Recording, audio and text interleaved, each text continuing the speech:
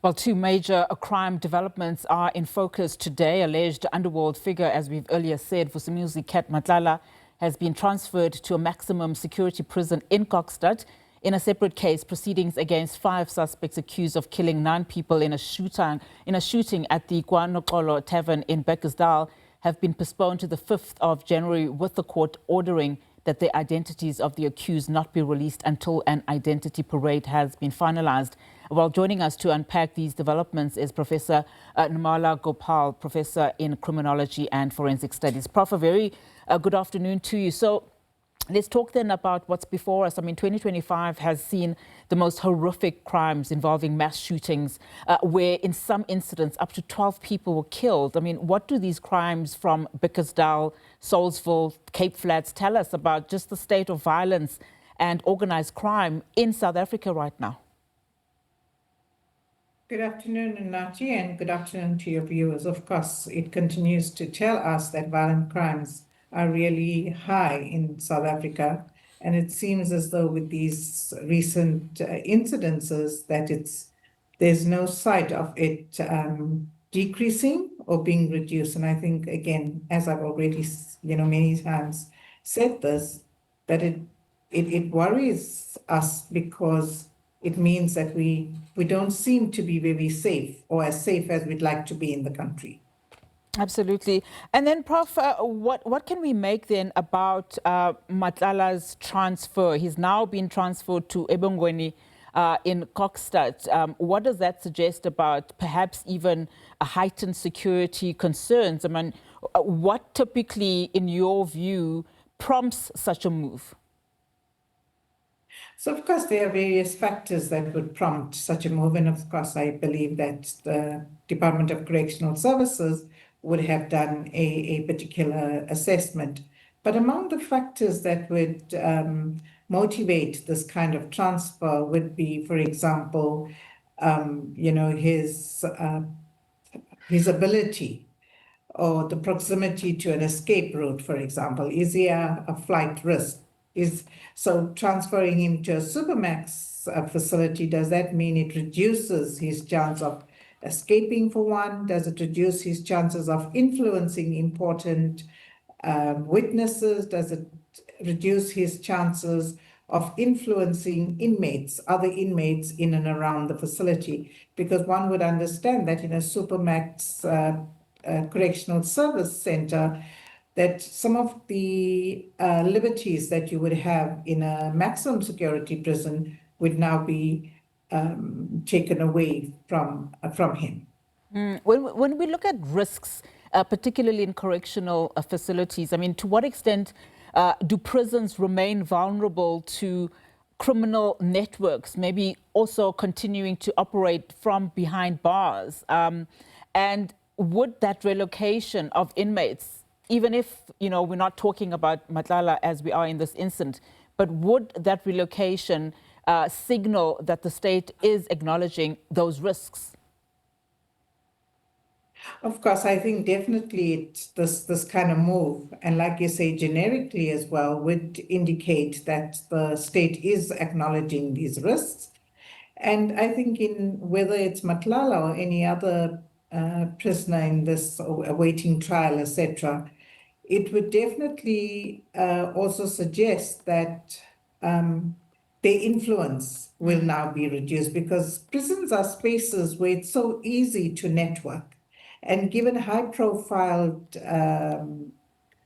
prisoners, inmates, etc., depending on their profile in society, it means that those networks can work quite effectively for them in terms of furthering and sustaining their criminal activities as well. Yeah.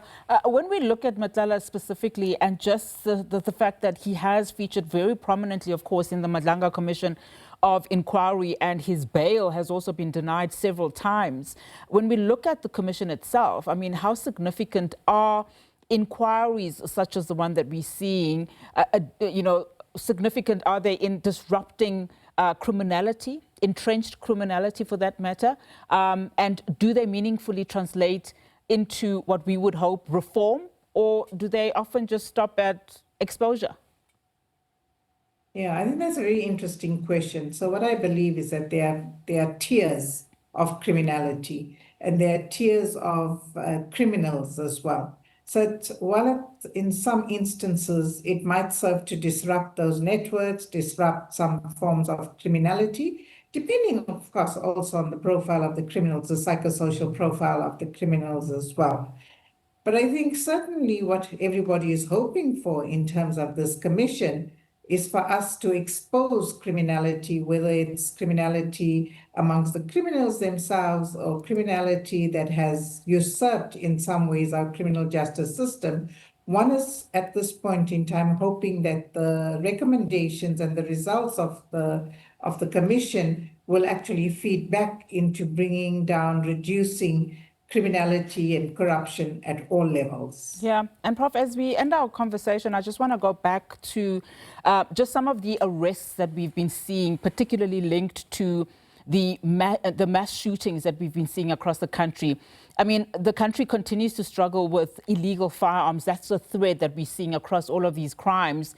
Just from your perspective, research, where's the biggest failure when it comes to illegal firearms? Is it at borders? We know in that one particular mass shooting in Bekkersdal, 5 foreign nationals were arrested? Or is it where, police evidence management is concerned? Or is the issue also at gun control enforcement in this country?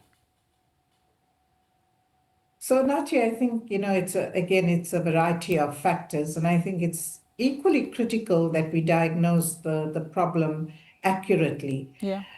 So it could be, illegal firearms don't necessarily come across the borders. We have those illegal firearms resident within our country as well. And there are various ways in which criminals especially, are able to acquire those illegal firearms. They could be through theft from, police stations themselves, theft from police officers, theft from ordinary citizens, etc. So there are a variety of ways in which those are actually secured.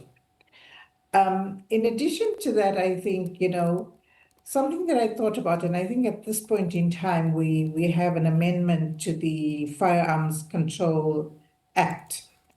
And I'm just wondering, should the focus be on Firearms Control Act, or should it not be, and this sounds probably paradoxical, should it not be on the control of illegal firearms?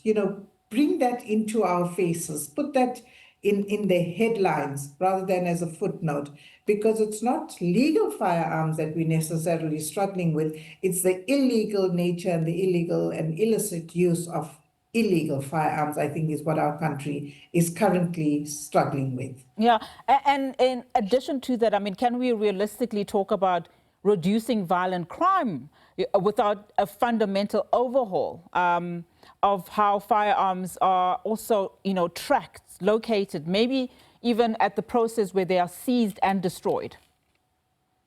No, absolutely. I don't think we can have a reduction in the one whilst the other one is either increasing or is stable.